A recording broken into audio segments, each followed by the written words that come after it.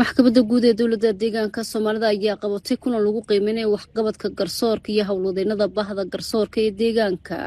iyadoo diiradda lagu saarayay tayeynta adeegyada cadaaladda hufnaanta iyo kor u qaadista waxqabadka hay'adda garsoorka. Kulankani uu gudoomiyaha maxkamadda guud ee deegaanka mudane Cabdikariin Axmed aadan ayaa lagu falanqeynayay heerka fulinta waajibaadka garsoorka,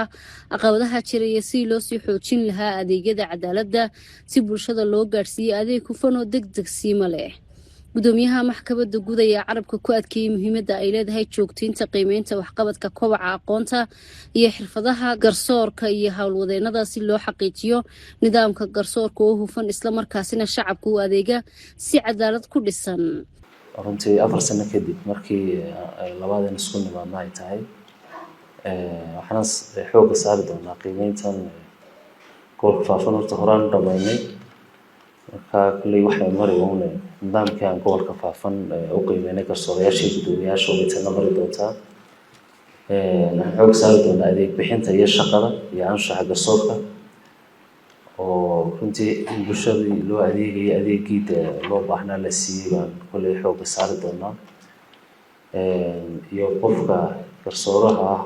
inuu anshaxi iyo wixii looga baahnaa sharci uu ku soo rogay raaco oo qofka madax bannaan arrimo badan u yahay waxaan qabaa in waqtiga ku habboonaan tahay maadaama muddo badan aan qiimeyn noocan ah garsoorka isugu imanin